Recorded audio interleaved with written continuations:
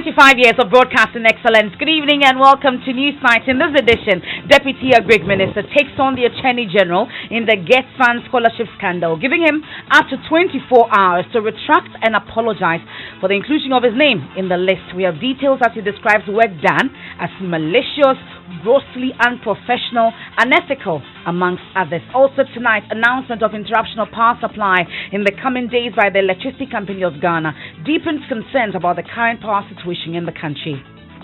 The system is so hot, our kids can't even sleep. And just last night, we had this low voltage issue, and as I'm speaking this morning, it was there before I left home. Sometimes you'll be sleeping, and all of a sudden you realize that you are feeling very hot. By the time you get up, the power is off. The Institute of Economic Affairs, IEA, is, however, showering praises on government for stabilizing power supply in the country. We have a short memory. Sometimes we forget that we lived under doomsday for almost 4 years. When there is interruption of the power supply for a few hours, people start they are panicking. Is doomsday back and all that? They have a verdict on corruption as well, and opposition NDC issues damning verdicts on 3-year tenure of President Akufo-Addo as they accuse government of massaging figures to whitewash its abysmal performance in agriculture and the financial sector. Why should Ghana accept that humiliating position to be begging and borrowing rice? The president, after having come to parliament, says suddenly he will find money from the moon and pay everybody. We are cooking and reporting our own data. Government insists it is delivering on its promises. We'll hear from both sides. And in business, receiver for the defunct financial institutions targets schools, churches, hospitals in first round of validated claims payment. And later in sports, an infuriated Asante Kotoko executive chairman Dr. Kwame Che rips into players and technical team following their recent bad run. And there were interesting developments in Parliament today as majority MP forces Minority Chief Whip to intervene in debate on the President's State of the Nation address, despite the NDC MP's insistence they were abstaining. This country, Mr. Speaker, I can see that the Chief Whip, Minority Chief Whip is pumping. Do you want to speak into the mic? Yes. Yes, we have to be responsible in this paper. And the National Science and Maths Quiz later. We'll talk about it as it hits the Volta region. All that and more coming up here on Newsnight. You may want to join us with your thoughts and comments. It's via WhatsApp 0244340437. I am Emefa Apawu. And my name is Mensah.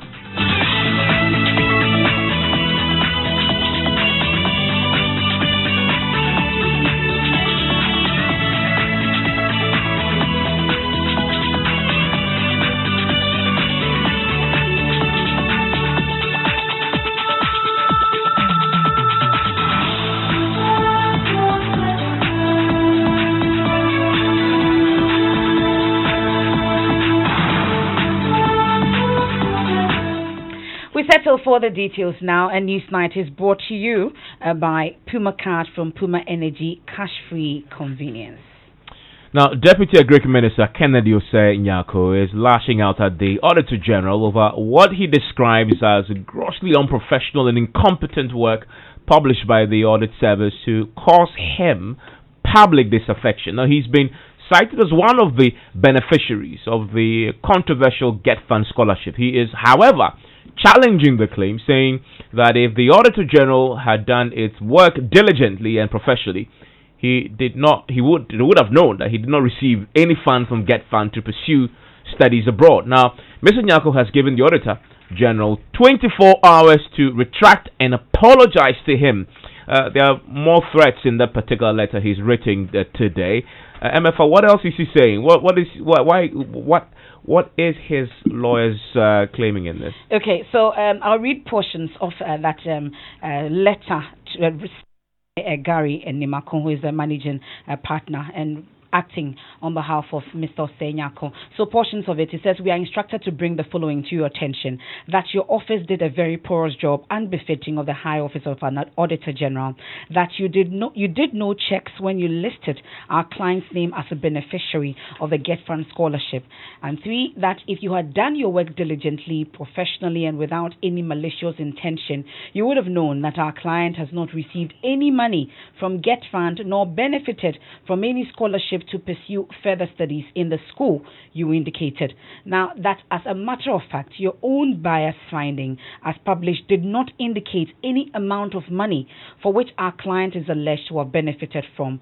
We are therefore at a loss as to the rationale, motive, and or intention for including our client's name on your supposed list of Get Fund beneficiaries. Now, it says from the foregoing, it stands to reason that your work was grossly unprofessional, biased, unethical, incompetent, and was merely intended to cause public disaffection to our client, since the inclusion of his name on the list was made without any basis.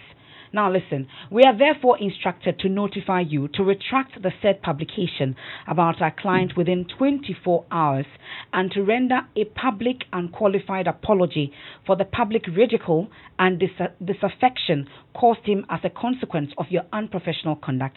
Please be notified that if our client's instructions are not carried out within the period indicated supra, we shall seek other legal avenues to vindicate his rights in court.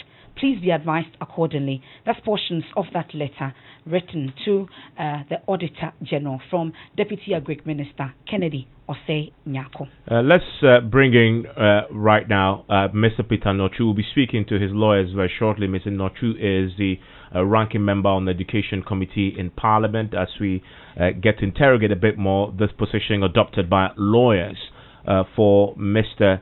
Of course, the Agric Minister. We'll talk to Gary DeMarco shortly. But Mr. Nyoto, thank you for your time here on Newsnight. I'm pretty sure you've been following the development since the publication of this audit report. As the ranking on the Education Committee in Parliament, you approve, I guess, you scrutinize the budget of Get Fund and others. What's your reaction to all this? Yeah, Evans, thank you very much and good evening. Yeah, what we normally do as a committee is when the estimates are brought to us, we look at the percentages that are allocated for the various activities of the Get Fund. And on that basis, we recommend approval by the whole House.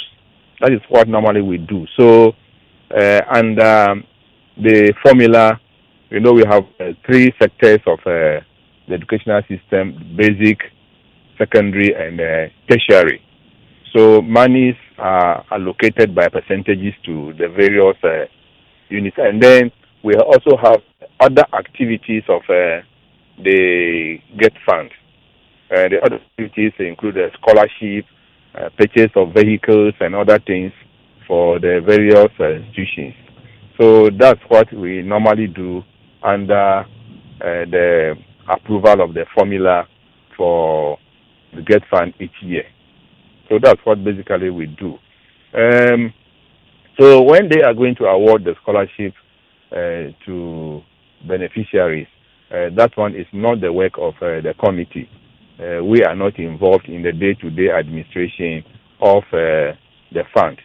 It is only when such issues come up that probably at the next meeting we will have questions to ask them as to why this and that happened. Yeah, so basically that is our work. Is it time to reform this particular scholarship scheme? If you have time and you look at our Hansard over the years, anytime formula came out for discussion, I always call for an amendment to the law, the Get Fund law specifically, a number of sections.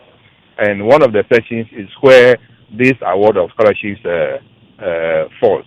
If you look at the clause section 2E, where Get Fund is to do other things, scholarship is not mentioned there for foreign students.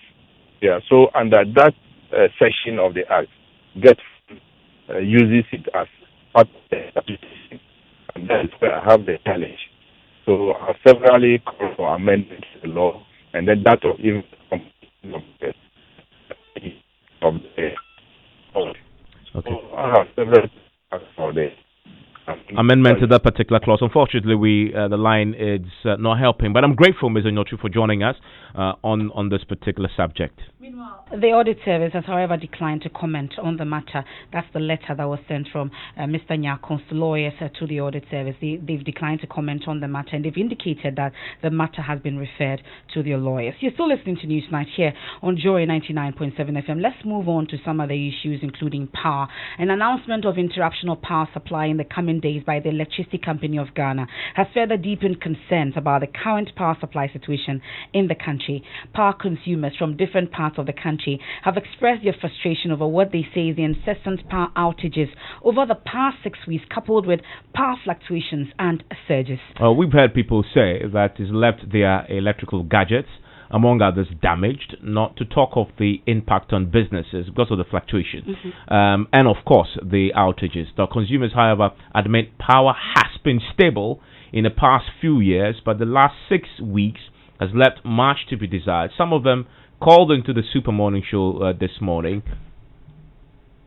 The system is so hot, our kids can't even sleep. They are crying all night. It's getting serious. In fact, I was surprised to hear for some it's just been 6 weeks, because it's been about 6 months. Yeah, the voltage problem. Our fridges just don't work in the night anymore, and after a while they stop working altogether. And I can imagine there are foodstuffs in there which could go bad. You just kind of gather your fuels and stuff after every few days and throw them away. Power just goes off unaware.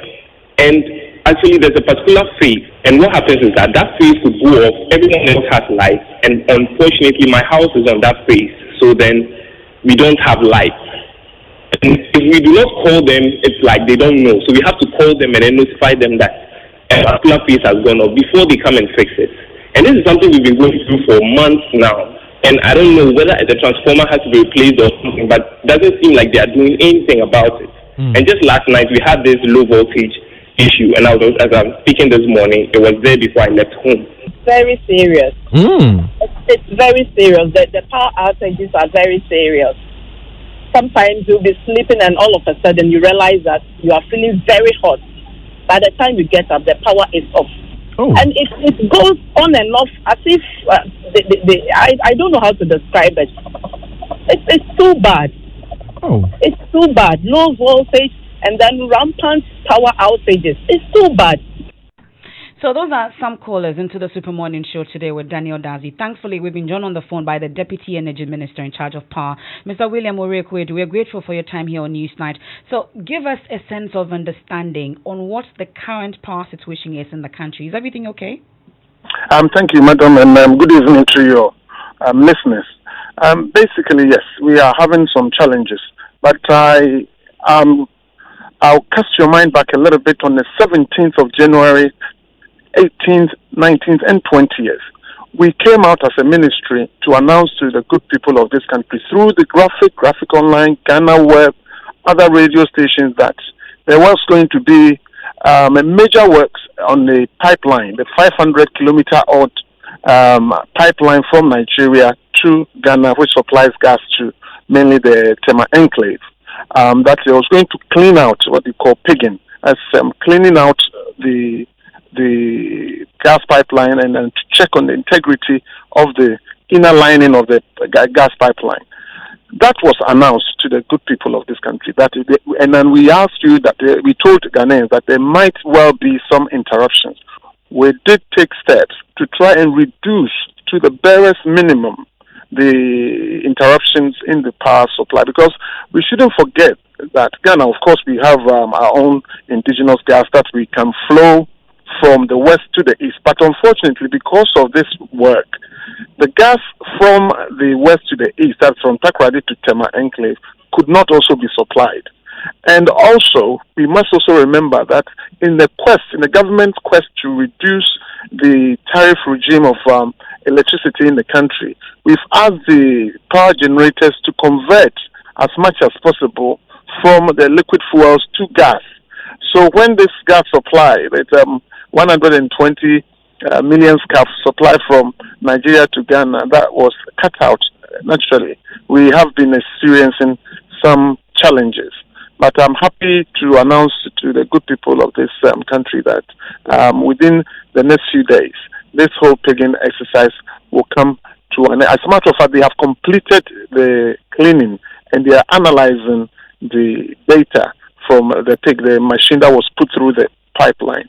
So once that is done, gas will be introduced to the Tema end of the pipeline, and supply will come back to normal. So we do apologize for the inconvenience that is being caused to Ghanaians, but I will crave your indulgence to let the people, the listeners know, Ghanaians in general know that we're doing something which is necessary, that has to be done, and unfortunately, some of the ramification is what we are experiencing now. But I'm glad to also report that by the first week of March, we will come back to normalcy.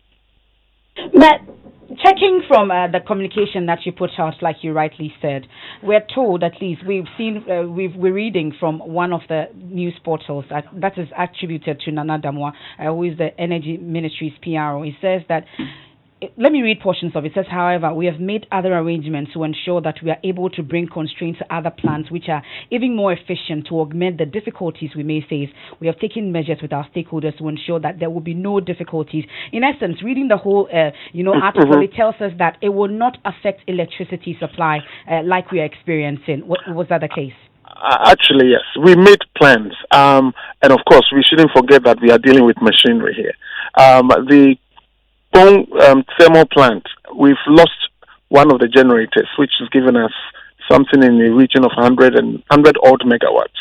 We have also lost the TICO plant, the Takrade International Power Plant. We've lost part of it as well, which were not foreseen. We made all these plans, and unfortunately, this has happened.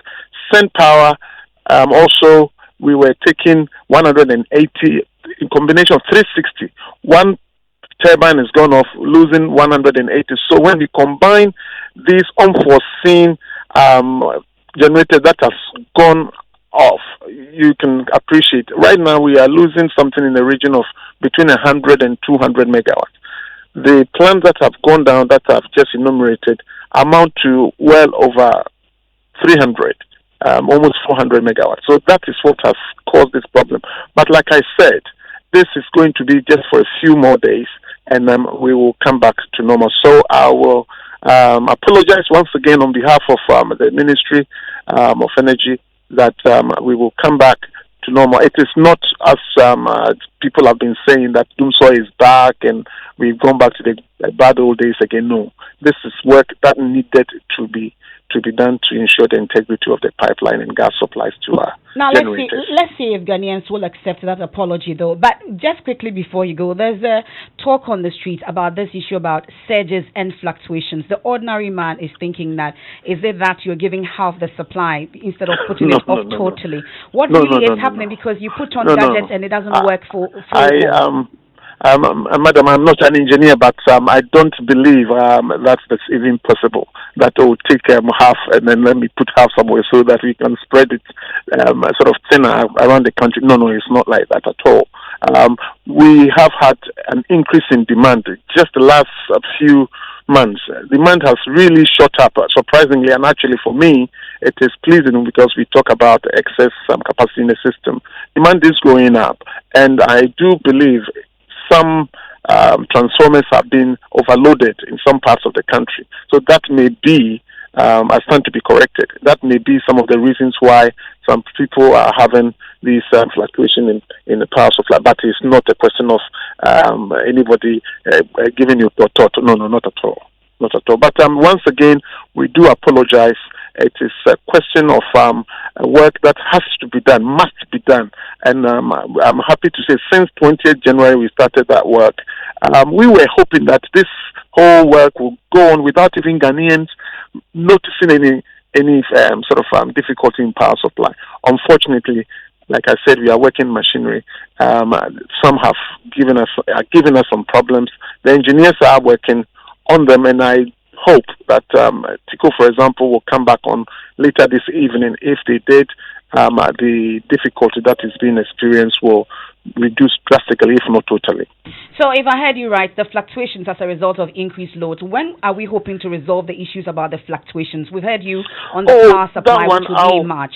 I will urge anybody who is experiencing that to contact their local ECG office, and I'm sure they will have a look at it for them. This has nothing to do with generation at all. Transmission is a distribution problem, which ECG, if and when it is reported to them, can, and NEDCO for that matter, if it is reported to them, they can sort it out at the local level. We'll leave it here. We're grateful for your time. That's the Deputy Energy Minister in charge of power, Mr. William Oreku Edu. Well, this matter came up in Parliament today, and note that today Parliament began the debate on the State of the Nation address. The minority abstained, although some of them stayed in the House.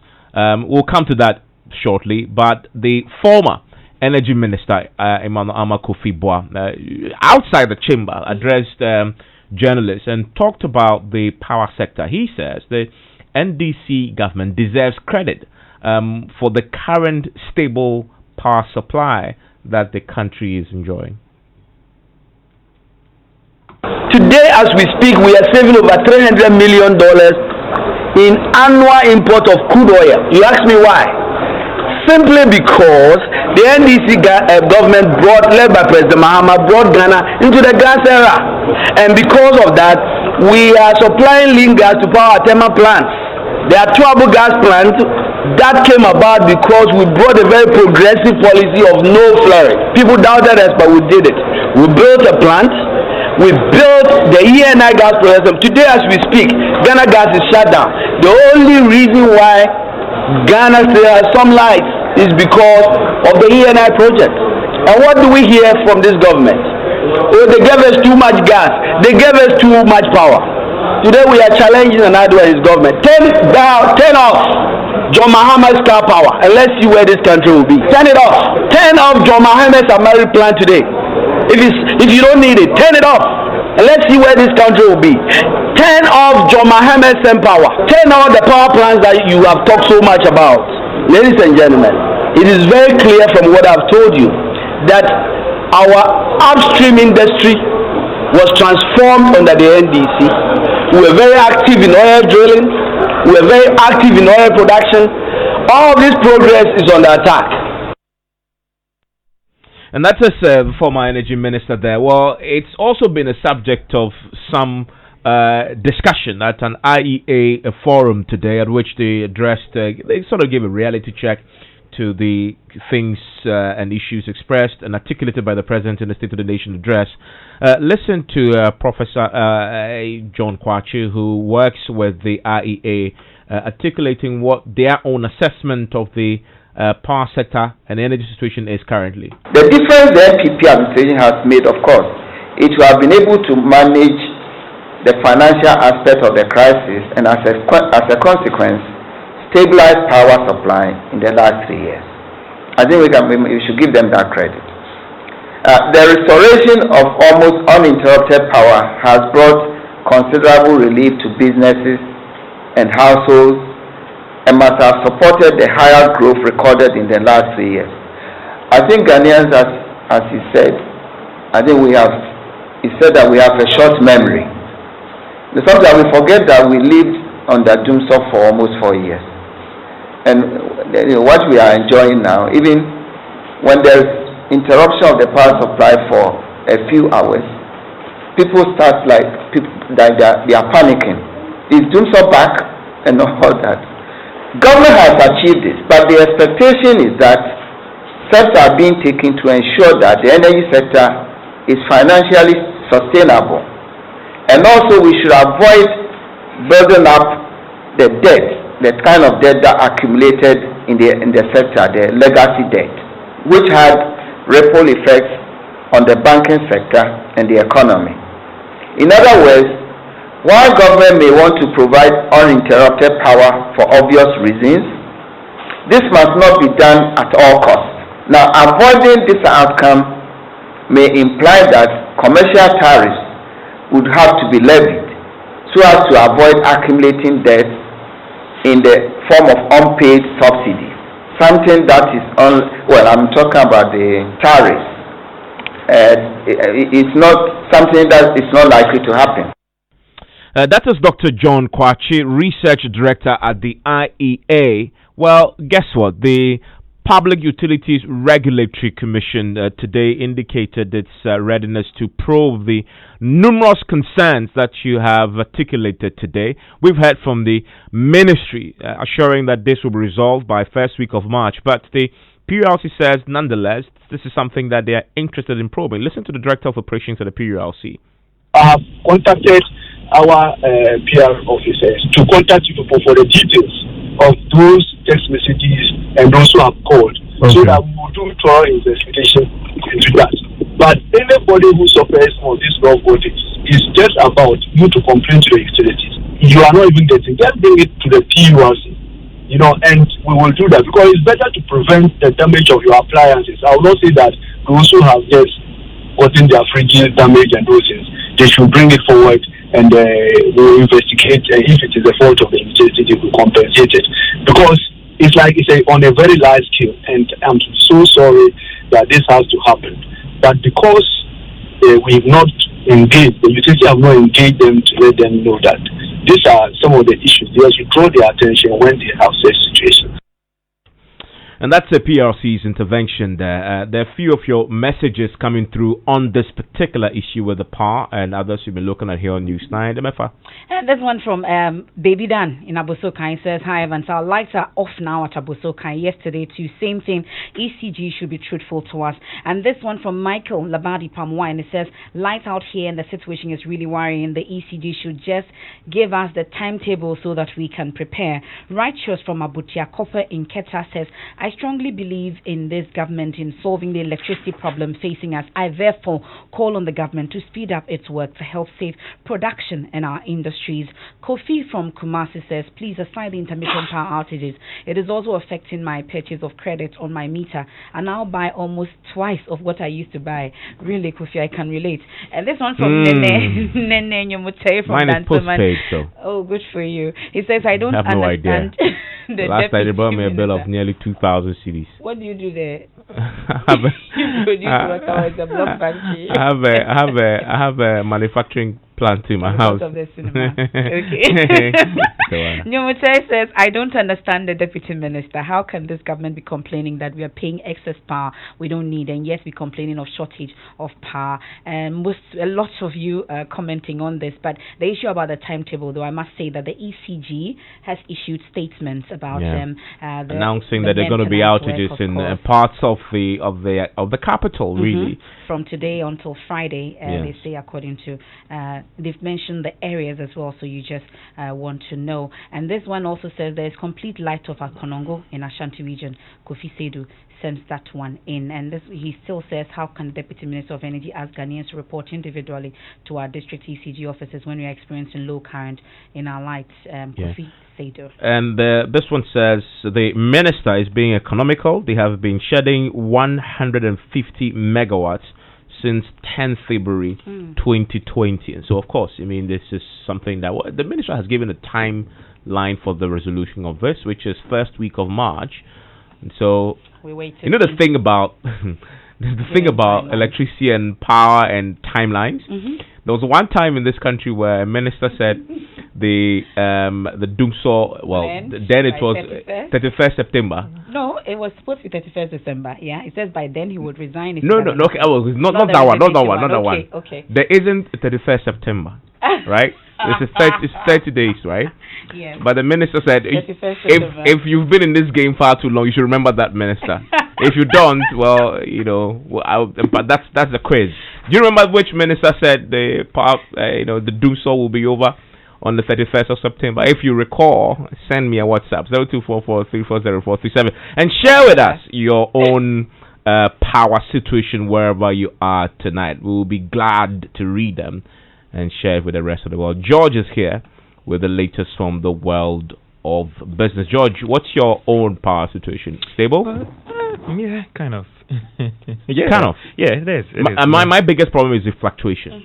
In my house, it's I think terrible. yes. I think yes. I think that's something that my biggest problem is fluctuation. I bought everything I have. So you have to get stabilizer, or you have to switch to your generator when it happens like that. I don't have a generator. I think I'm lost in the discussion. I'm hearing generators. I have solar. I have solar inverter, but even that is affected by it because the constant fluctuation affects it. It's pretty painful. Share with us what your own situation is. George, what do you have in the headlines? Well, the receiver for the defunct financial institution, he has been talking, and they are targeting schools, churches, hospitals in the first round of validated claims payment, and pressure mounts on oil marketing companies to drop prices in line with market developments. The business news on Newsnight is brought to you by MTN Business.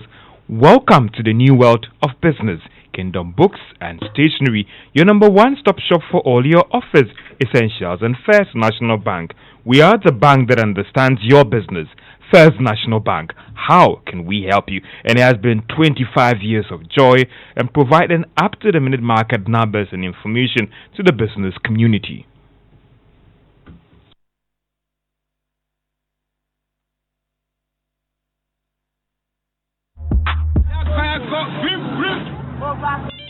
I'm back. What kind of phone is this? Hey, Joe, into the coloring toy I'll be running you. Chance not for you. Who be upgraded? Shasuna Daily. *120*1#. Nabeka MTN Resume level promo. If we and never pim, every busumi in a year. Would your Kosuna use with MTN number? No. Do more. Now with me, we need one of the 20,000 iPro Amber 5S phones. Cafe door. Bob, come on. Test it. Now, if you come on, Monica, Agbena. Kaisa Ubechenu Rintono. So, Saka iPro Amber 5S phone. MTN Resume level promo. New year, new phone, new ringtone. We are good together. We're there for you everywhere you go.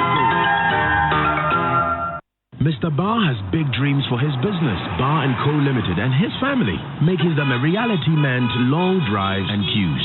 He's lost precious time struggling to pay his suppliers in China, Turkey, India, and other parts of the world. With the First National Bank global payment via our online banking enterprise, he now pays for all that in the convenience of his home or office, giving him time to focus on family and growing his business. Use our online banking enterprise to access Forex when you need it. It takes a bank that does more to help your family. So who's helping yours? First National Bank. How can we help you? We give you nothing but the best. We stay above the rest. More quality, more affordability. Kingdom Books and Stationery. Everybody's going to the one and only shop where customer satisfaction is a guarantee. Kingdom Books and Stationery. Oh yes, with our 30 days credit facility with no interest charge, free delivery services, and our free consultation on setting up your office, Kingdom Books and Stationery is unmatched in our delivery of quality and affordable office essentials, equipment, and furniture. Experience world-class customer service in all our branches in Accra, Tema, Kumasi, Cape Coast, and Takoradi. Call us on 0302-764-101 or visit our website at www.kingdomgh.com. Kingdom Books and Stationery, your number one-stop shop for all office essentials and stationery. Terms and conditions apply. To be successful, you need to have an eye to spot opportunities and a plan to harness them. Amazing products like Waka Now Pay Small Small. Yes, Pay Small Small allows you to lock down great travel deals with a down payment of only 25%, leaving you with cash to meet other pressing needs. You have the liberty to pay the balance in up to 3 convenient installments. Be smart. Use Pay Small Small. Visit wakanow.com.gh to get started. Waka Now. Let's go.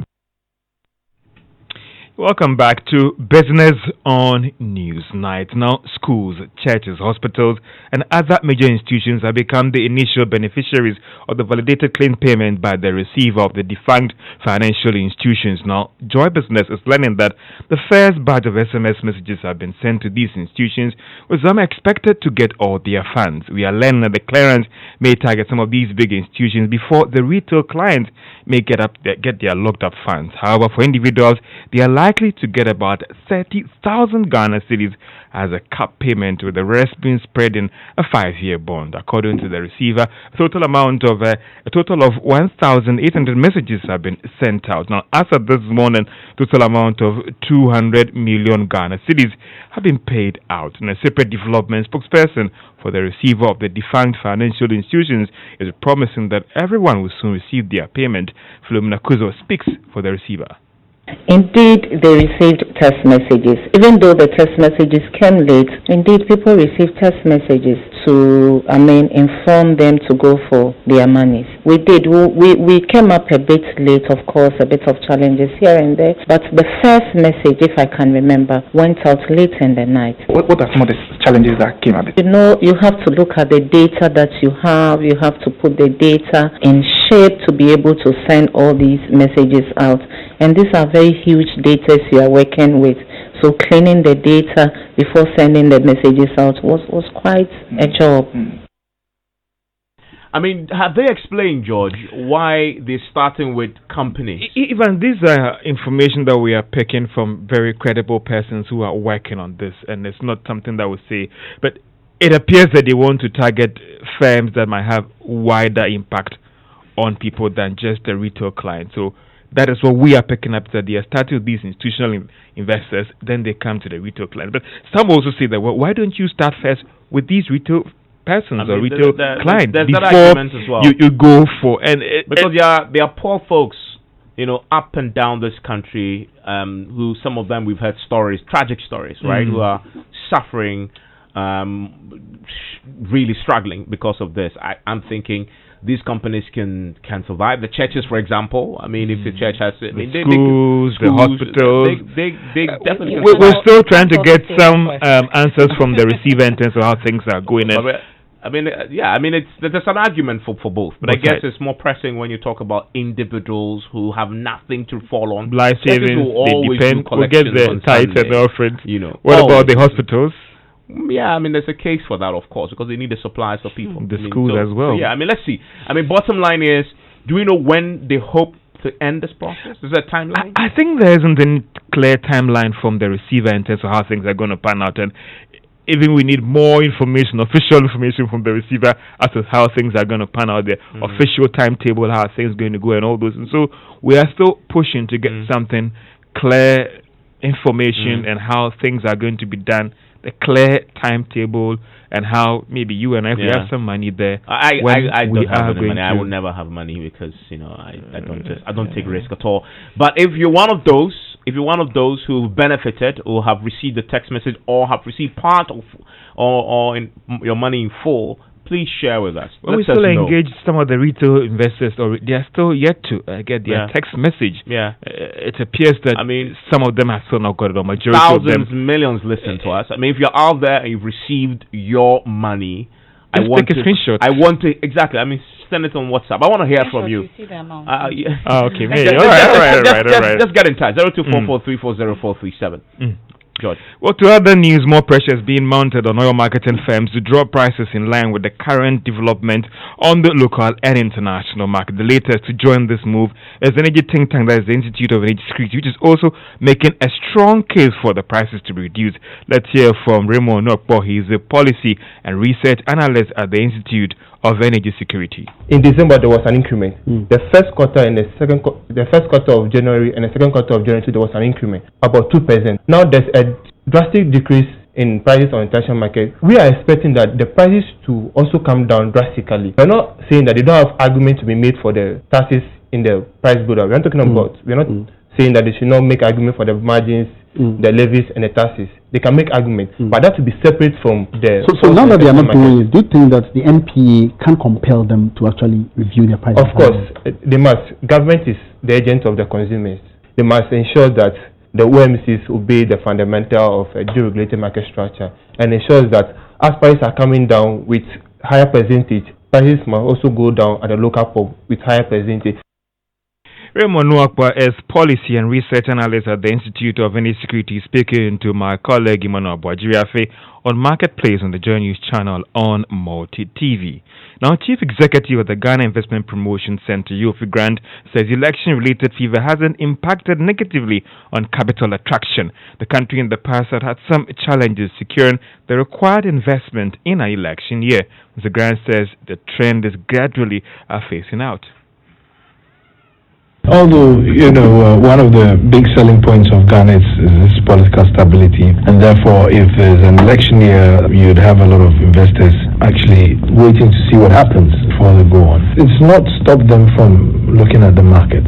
Ghana went to the international markets to raise a bond of 3 billion. It was 5 times oversubscribed, and we got the best rates we've ever had as a country.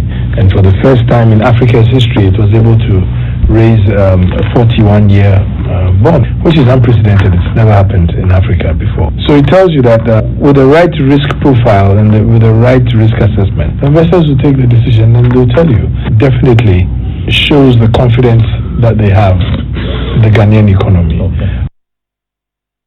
Yofi Grant is the Chief Executive of the Ghana Investment Promotion Center, and the IMF has proposed his former African Department boss, Antoinette Sai, as the Deputy Managing Director of the fund. The proposal was made by the current Managing Director of the IMF, Christina Gogiva. The Economist said that the African Department of the IMF from 2008 to 2016. She's also served in senior positions at the World Bank, and she was a former finance minister in Liberia. If her appointment is confirmed by the IMF board, the Washington-based lender would have 2 women in top positions. That's first the managing director of the IMF and the deputy managing director of the fund, and she is an African. And it's proven that when you want the work done, you need to put a woman in charge, and not one, we have 2. You remember Araba Compson's documentary Women on Top? Yeah, Women on Top. And let's still stay in Africa, because the African Union has also confirmed the second-term appointment of the president of the African Development Bank, that is Akinwumi Adesina. So interesting appointment, interesting development. Women on top. Yeah, women on top, definitely. Strength of a woman. Yeah. Let's take some of your messages that you sent to us via WhatsApp. Is 0244340437. Thank you very much, George. This one from Francis in the UK says, we did not vote for MPP to manage the electricity challenges, but to make it better. Kote Deduaku says, light out here. And then also this one from Eric Amponsa. He's a tax consultant. He says, I live at Teshi near First Junction, and almost every evening at around 7 p.m. the power goes off and comes at about 11 p.m. And Michael is sending us this from a phone call barrier. There's no light in my area now. Michael, sorry. At least you can listen to it on your phone, I guess. God have mercy in Ghana. That's not a name, but he sent us this long one. It says, Ghana can only move forward if we put aside politics and face the reality. Administration after administration always research and come out with tons of ways to prove that they have done better than other governments.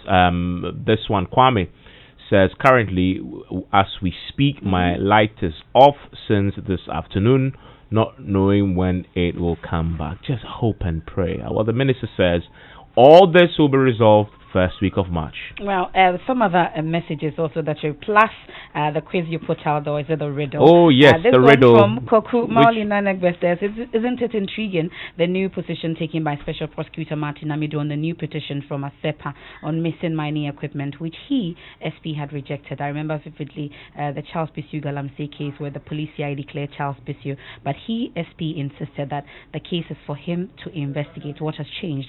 And this one from Joseph Inbolga says, can the auditor put any name in a Get Fund document? These are names from Get Fund documents, so why are they not channeling their anger towards Get Fund? Well, there's more on that particular story. Mauli Gofrida says, why can't the said agric minister sue Get Fund rather?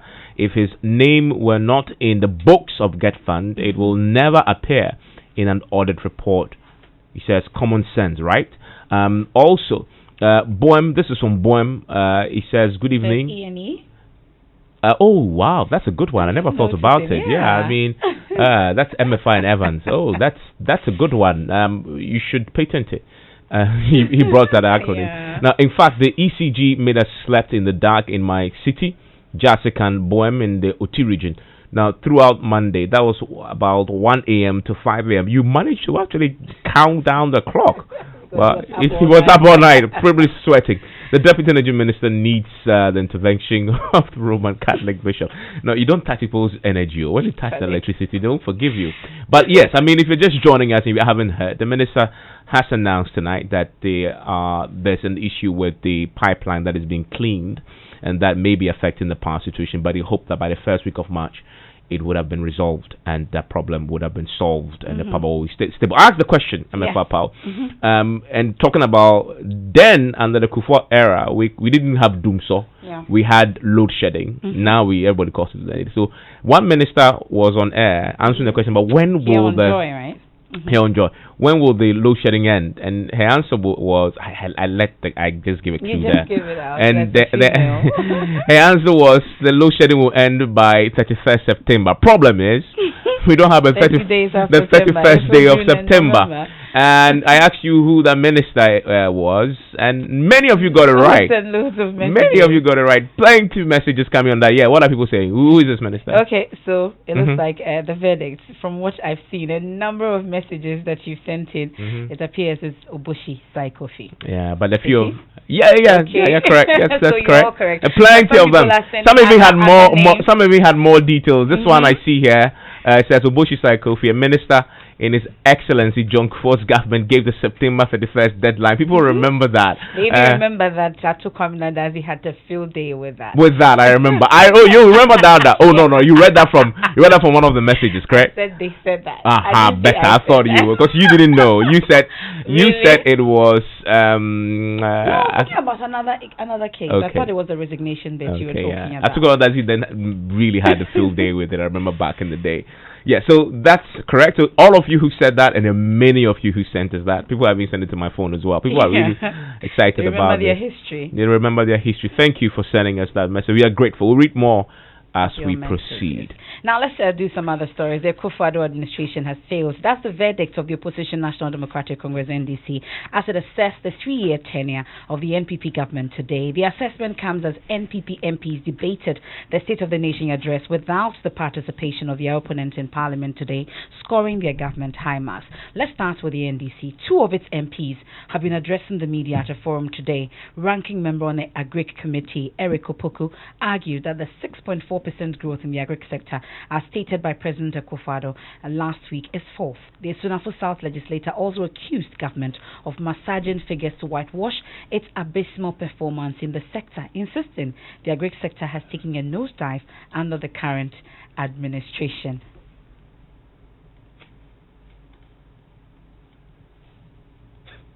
Ghana will be able to pay back in March because we are implementing a program called Planting for Food and Jobs.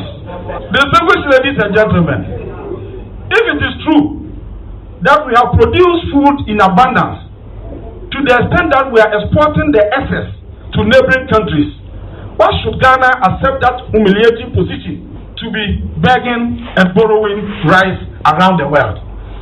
Now when you ask, they say that, the strategic stocks, the stocks are located in Ghana here, so we didn't borrow. The Akufo-Addo government has supervised the continuous contraction and decline of the fishery sector from positive growth of 3.1% bequeathed to them by the Mahama NDC government into negative growth for the past 3 years.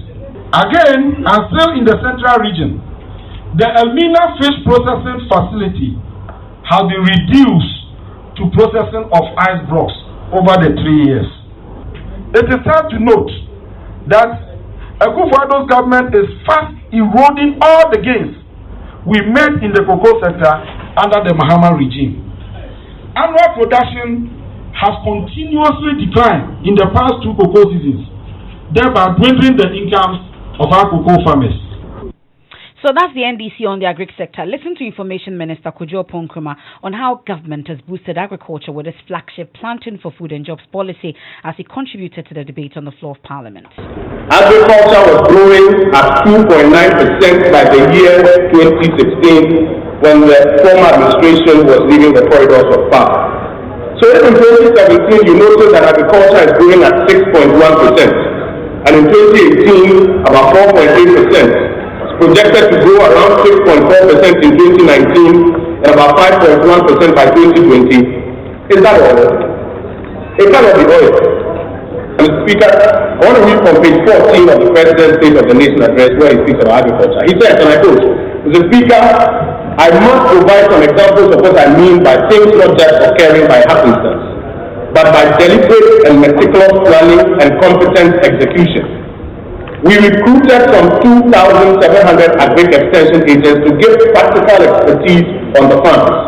We are not yet at the UN recommended ratio of 1 to 500, but we are working to get there. And it is definitely a vast improvement on the decimated department that we met on the assumption of office.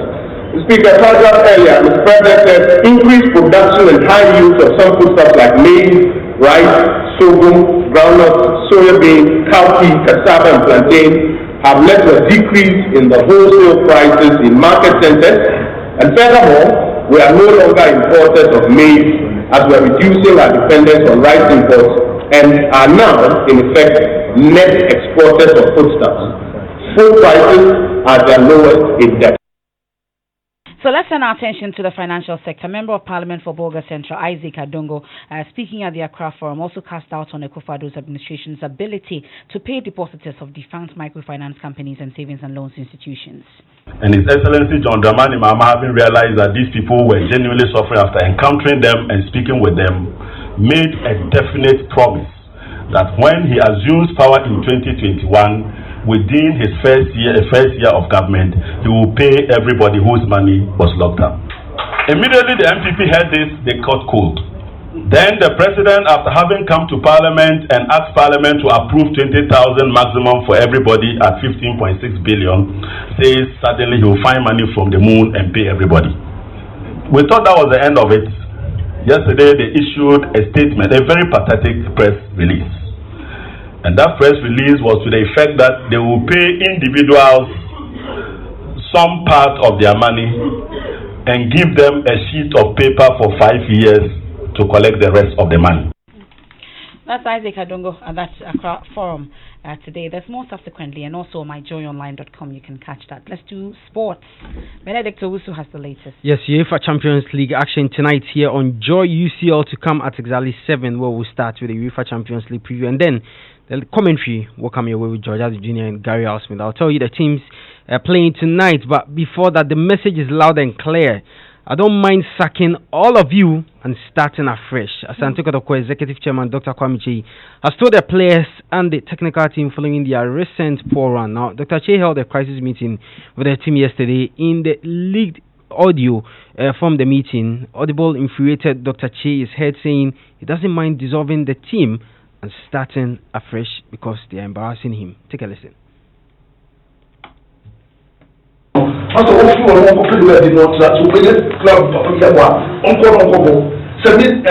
don't care dissolving the entire team. I can dissolve the whole team, sack all of you and start afresh.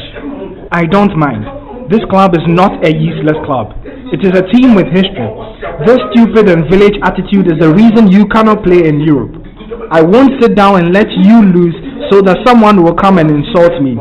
I won't tolerate that. Look at the way they booed you after the game, like thieves. And you were happy? From the coach to the players. If any of you is not ready to play for Kotoko, you can leave. I will reconstitute the team.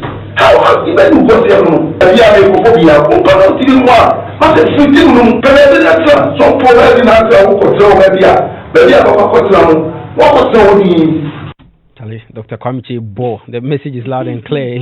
You can't get out of the team. Now, let's do some boxing. Wahid Abdul Omar, Ghana's 2016 boxing Olympian, missed out of the semis, lost to Namibian Jonas opponent 5-0 in the men's lightweight at the ongoing African boxing qualifiers Olympics in Dakar. Meanwhile, Captain Suleiman Atete won 5-0 against his Zimbabwean opponent, that's Free Petros, to qualify for the semi-finals and challenge for a medal and a place in the Tokyo 2020 20 games. Well, Real Madrid boss Zinedine Zidane is unsure whether injured forward Eden Hazard will play again this season. Well, that's a bit of a bad news coming for the Real Madrid fans. But tonight we've got 2 games in the UEFA Champions League, one of 16 ties at one in England and the other in Italy. In England is going to be Chelsea, Bayern Munich and Napoli. They come up against Barca.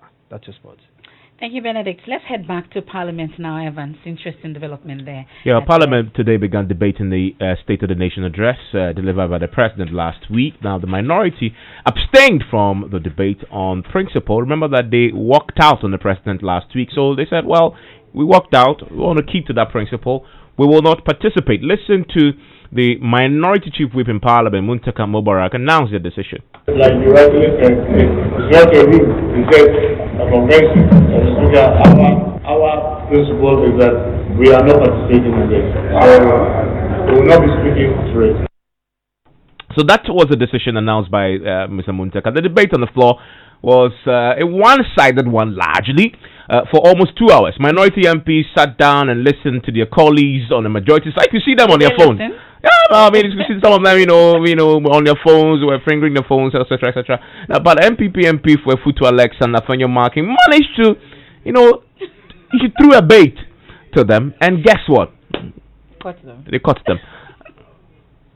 Mr. Speaker, I don't know what my brother Samuel Okute dropped a black did when people took contract and were refusing to execute, when they promised 200 day food and they could only achieve about 30 to 40%.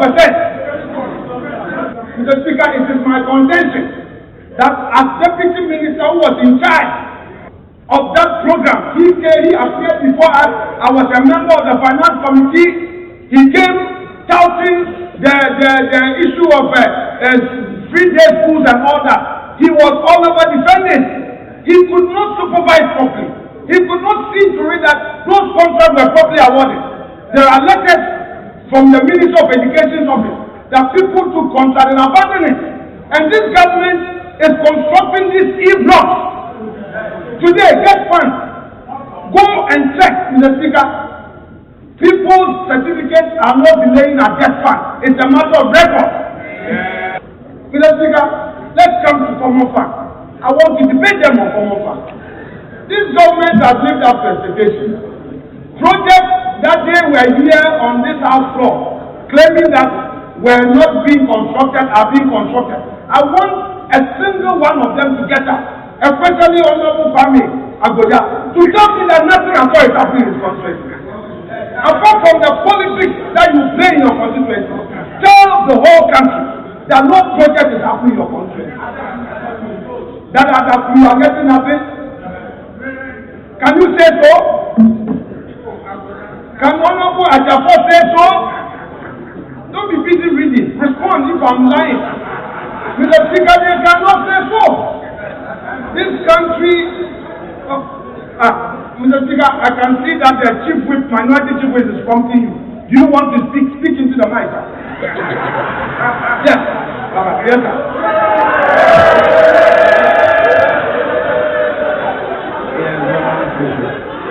Thank you, Mr. Speaker.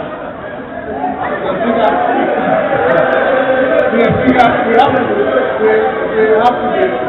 have to be responsible in this area. People are, Mr. Speaker, you our colleagues are telling that you should not be inviting members. He went on and just calling names after names. There is no need to the members. And I think you have to be very responsible in the way you carry it.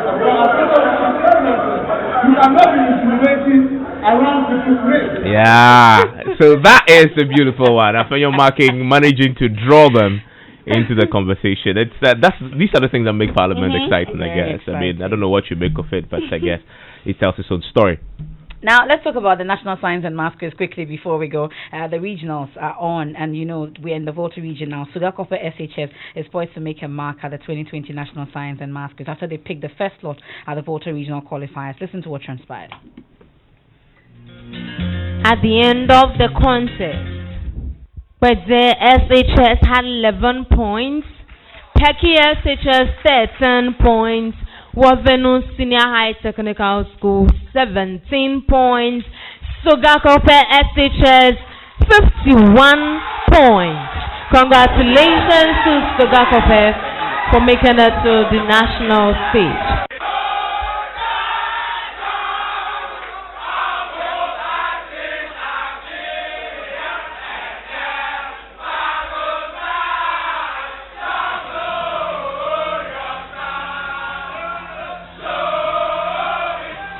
And that was the contest today in the Sogakope. Now Zion College has qualified. Ramavi School. Oh, Zion College. They've qualified. Sogakope SHS the shrine. And then Akachi SHS Vaku has also qualified. Tomorrow, guess what? Ola Girls Senior High School are contesting. That's your school? Yeah. Ola Banana. Yeah, they're taking on what? No, they're taking on. It's not Ola Banana. No, it's not. It's what? No longer. It used to be. That's our history. We'll put it behind that. Or is it Kokeke? No longer. So it's we are taking on Tongo and then Do for SHS. And then guess what? You're taking my on hometown. Tongo. Okay. And then Amfuega SHS is taking on, that's my hometown, Amfuega SHS. Okay. They're taking on Mauli Senior High School and at Daklu SHS.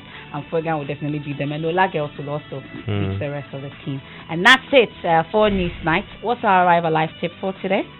Be vigilant of aggressive or reckless tailgaters. Avoid distracted driving and follow all road signs. Enjoy the rest of your evening and arrive home safe. Yeah. Arrive alive. My name is Mensah. I am Emefa.